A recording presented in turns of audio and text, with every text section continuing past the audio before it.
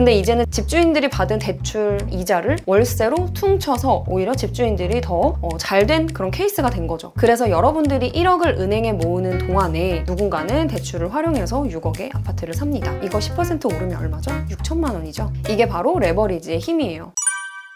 오늘은 무주택자가 왜 지금 집을 사야 되는지, 그리고 모으는 것보다 왜 1억을 불리는 게 더 빠른지 이 얘기를 해드리려고 합니다. 첫 번째는 노동소득의 한계입니다. 월급을 열심히 모아서 1억을 만들려면 얼마나 걸릴까요? 300만 원씩 저축을 해도 3년이 걸려요. 근데 대부분 사회 초년생들 월급 300만 원 받는 분들이 대다수예요. 그러면 더 많은 시간이 걸려요. 그런데 그 사이에 아파트 값은 어떻게 될까요? 노동소득은 자산의 상승 속도를 따라갈 수가 없어요. 우리 부모님 세대에 다들 피땀 흘려서 일을 했단 말이죠. 근데 자산을 취득한 분들과 하지 않은 분들의 격차가 굉장히 커졌어요. 광진구의 실버타운 아시죠? 더 클래식 500이라는 곳이 있습니다. 가격 얼마인지 한번 인터넷에 검색해보세요. 지금 여러분들이 내 집 마련을 한다는 거는 추후 여러분들이 거주비로 월에 500만 원, 600만 원씩 나가는 돈을 아낄 수가 있는 겁니다. 이 영상을 보시는 분들 중에 20대, 30대이신 분들이 많으실 텐데 앞으로 40년에서 60년 정도 뒤를 바라보잖아요. 그럼 거주비는 더 많이 올라가겠죠. 지금처럼 정부에서 계속 전세를 없애려는 움직임이 있다 보면 반전세 그리고 월세의 가속화가 심해집니다. 그러면 월세로의 공급 수요가 많아질 뿐만 아니라 우리의 주거비가 엄청 부담이 되겠죠. 이거 노동소득으로 절대 감당 안 됩니다. 두 번째는 매물이 없고 월세가 가속화되고 있다. 앞에서 얘기한 내용과 겹치는데요. 지금 시장에 매물이 많이 없습니다. 지금 장기보유 특별공제를 받으려는 분들, 그리고 신축 아파트도 입주하고 2년 지나고 거주요건 필요하죠. 전매 제한 기간도 있고, 그리고 상급지 갈아타기 등등 규제 때문에 지금 매물이 안 나오고 있어요. 그래서 한두 건씩만 거래가 돼도 몇 억씩 점프를 하면서 거래가 되기도 하죠. 우리 200~300만 원씩 거주비에 드는데 그 비용 사실은 집주인들의 대출 이자를 대신 내주고 있는 거예요. 남의 자산을 불려주는 꼴이 된다. 근데 지금은 전세 대출까지 규제를 해버리니까 보증금 낮춰서 반전세로 거래가 된단 말이죠. 혹은 월세 형태로. 그동안에는 손바뀜도 있고 그렇다고 수익률이 좋은 것도 아니니까 거래가 잘 안 됐고 집주인들이 굳이 월세를 안 내놨단 말이죠. 근데 이제는 집주인들이 받은 대출 이자를 월세로 퉁쳐서 오히려 집주인들이 더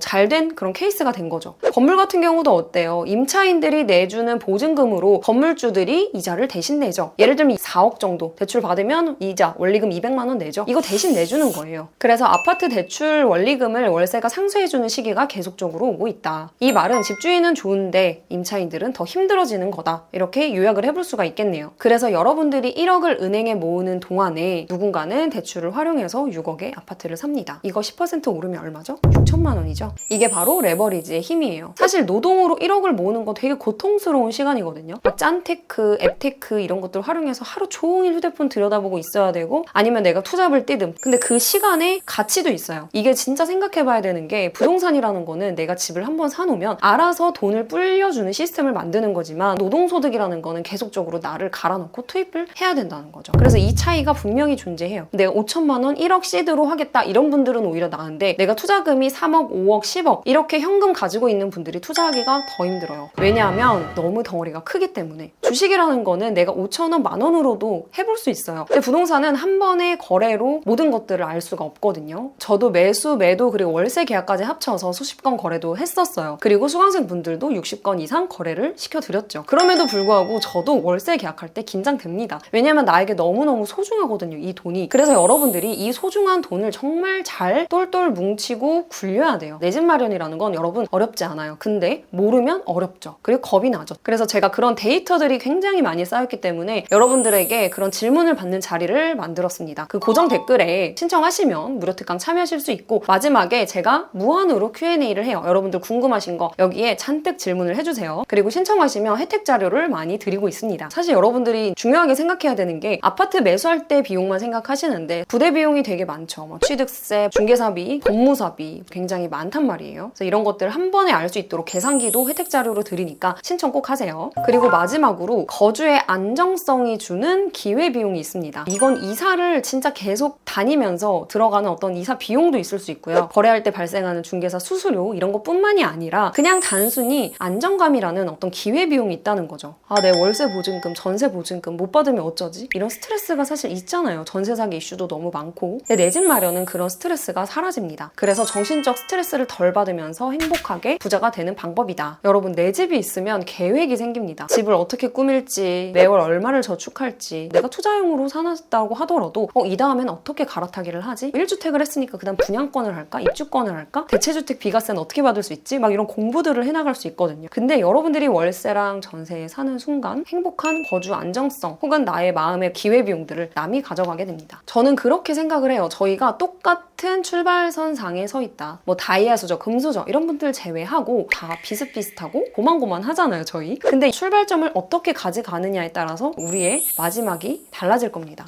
제가 말씀드렸죠. 더 클래식 500 혹은 호텔 같은 아파트에서 살아야 우리 마음도 또 편안하죠. 지금 좋은 아파트 여러분들이 사시는 건요, 월 500만 원 거주비를 아껴주는 거다. 이 생각을 하시면서 수도권에, 특히 서울에 좋은 터를 여러분들이 마련을 하셨으면 좋겠어요. 여러분, 우리가 살고 있는 이 터가, 우리가 매수하는 이 터가 앞으로 3대에 영향을 미칩니다. 좋은 자산, 대출 껴서 삽시다. 궁금하신 점은 댓글로 언제든 달아주세요. 내용이 좋았다면 부토리 구독하고 좋아요 눌러주세요.